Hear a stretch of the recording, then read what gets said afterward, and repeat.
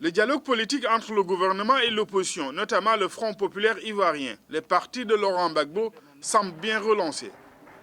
Déjà la libération le 6 août dernier de 14 personnalités pro-Gbagbo, dont le président du FPI, Pascal Affi-N'Guessan, et Michel Gbagbo, fils de l'ancien président, a sans doute ravivé l'espoir d'une réconciliation nationale.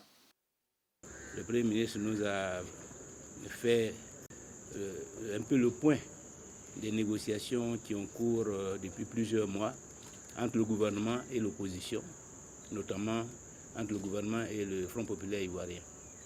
Le fait que le dialogue existe, c'est déjà un point important.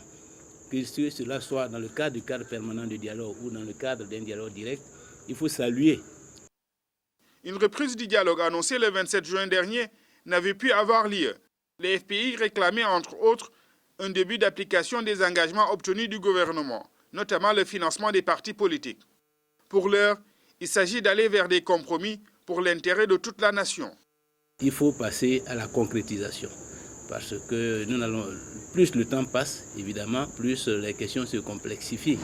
Il est donc important que le dialogue avance rapidement et que sur les questions essentielles pour la marche de l'État et pour la paix, la tranquillité et la prospérité de nos compatriotes, que nous puissions passer aux actes. Lancé en septembre 2011 après la sanglante crise post-électorale de 2010, les négociations ont maintes fois achoppé sur les préalables du FPI. Ceci porte entre autres sur l'adoption d'une loi d'amnistie générale, la dissolution de la commission électorale indépendante et une rencontre au sommet entre le président Alassane Ouattara et Laurent Gbagbo.